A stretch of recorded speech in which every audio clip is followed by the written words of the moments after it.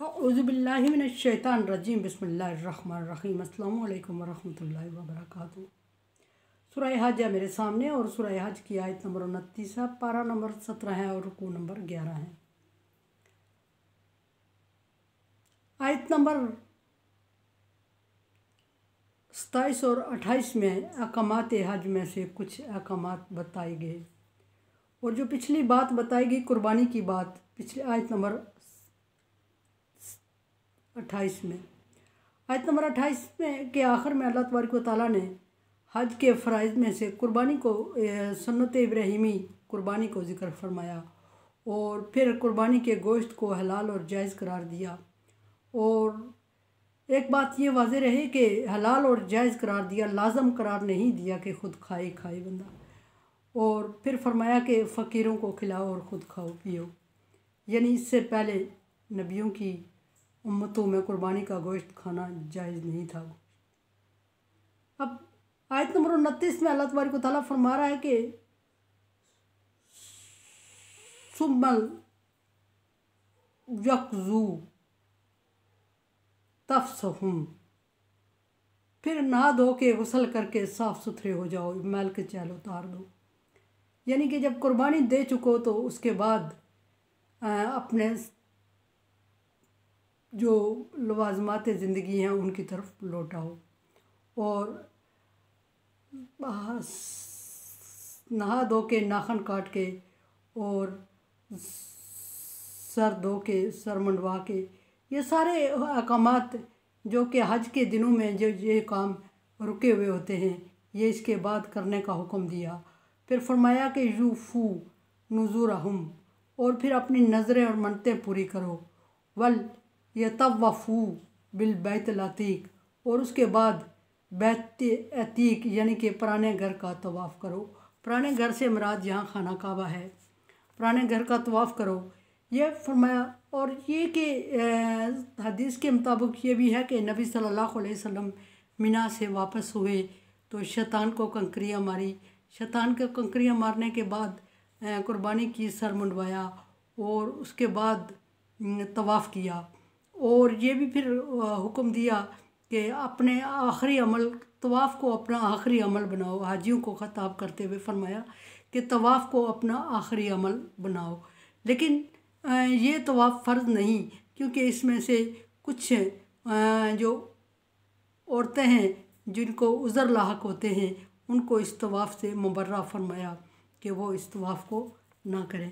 फिर फरमाया कि और हुक्म दिया बाकियों के लिए, ज़ालिका मन युअज़्ज़िम हुरुमातिल्लाहि फ़हुव खैरुल लहु इंदा रब्बिही, जो अल्लाह तबारक व तआला की हुरुमात का ख्याल करता है, लिहाज करता है, हराम को हराम समझता है, हलाल को हलाल समझता है, हराम से गुरेज़ करता है, हलाल काम जो करने का हुक्म दिया वो कर गुज़रता है।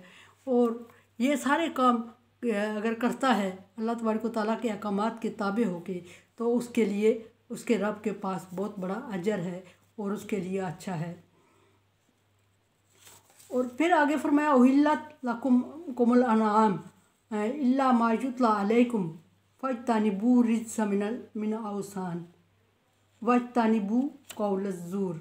फरमाया कि तुम्हारे लिए मोमनों को ख़िताब करते हुए, हाजियों को ख़िताब करते हुए फरमाया तुम्हारे लिए सारे जानवर हलाल करार दिए गए हैं सिवाय उसके कि जो जिनके नाम तुम्हारे सामने ले लिए गए हैं।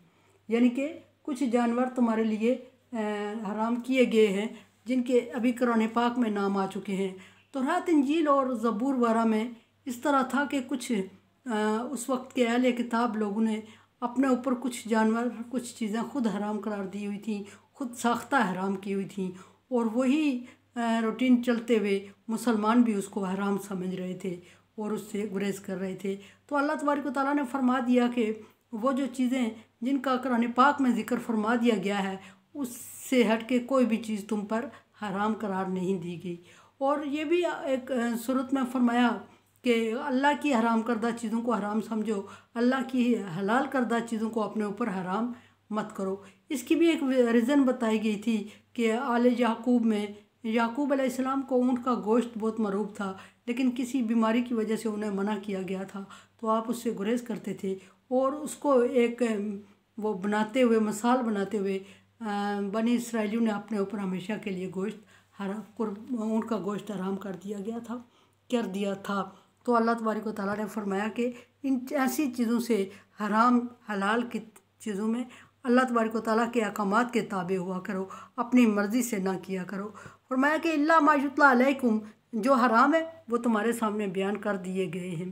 فاجتنبوا الرجس من الاوثان، اور بتوں کی پوجا سے بچو، اور بتوں پہ ذبح کی ہوئی چیزوں کو کھانے سے بچو۔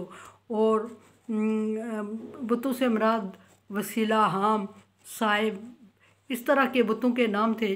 اللہ تبارک و تعالیٰ فرما رہا ہے کہ اس طرح کی چیزیں میں نے تمہارے لیے نہیں لازم کی ہوئی ہیں، یہ تمہارے اپنی بنائی ہوئی چیزیں ہیں، اور ان اپنی بنائی ہوئی چیزوں کو دین کا حصہ مت بناؤ۔ اور دین کا حصہ بنا کے خود بھی عمل کیے جا رہے تھے اور باقیوں کو بھی اس کی ترغیب دے رہے تھے، اور اللہ تبارک و تعالیٰ کے ساتھ منسوب کر رہے تھے کہ اللہ تبارک و تعالیٰ نے حرام کیے ہوئے ہیں۔ اللہ تبارک و تعالیٰ فرماتے ہیں میرے نزدیک ان چیزوں کی کوئی ویلیو نہیں ہے۔ اور پھر ساتھ بتوں کی عبادت سے روکا جہاں، اور ناپاک اور ناجائز چیزوں سے روکا۔ رجس میں شیطانی عمل کوئی بھی ہو وہ آتا ہے۔ فرمایا کہ ان چیزوں سے رکو۔ اور پھر اگلی جو بات فرمائی بچنے کی، وہ فرمائی کہ وَاجْتَنِبُوا قَوْلَ الزُّورِ، اور جھوٹ سے بچو۔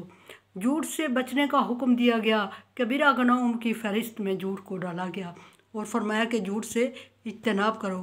حنفاء للہ غیر المشرکین بہ، صرف اللہ کی عبادت کرو۔ توحید باری تعالیٰ کا حکم نازل ہوا کہ صرف اللہ تبارک و تعالیٰ کی، اللہ وحدہ لا شریک کی عبادت کرو، اور اس کے ساتھ کسی کو شریک مت ٹھہراؤ۔ من یشرک باللہ، پھر مشرک کی سزا بیان فرمایا کہ جو شرک کرتا ہے اللہ تبارک و تعالیٰ کے ساتھ، فَكَأَنَّمَا حَرَّ مِنَ السَّمَاءِ، اس کی مثال ایسی ہی ہے کہ جیسے وہ آسمان سے گر پڑا، فَتَخْطَفُهُ الطَّيْرُ، اور اس کو پرندوں نے اچک لیا۔ یہ بڑی بدبختی کی طرف اشارہ ہے کہ کوئی انسان بہت بلندی سے گرے اور اس کو راستے میں پرندے اچک لیں، پرندے اچک کے پھر اس کے لیے پروٹوکول کے لیے نہیں بلکہ اس کو چیر پھاڑ کے نوچ کے کھا لیں، یہ مراد ہے اس سے۔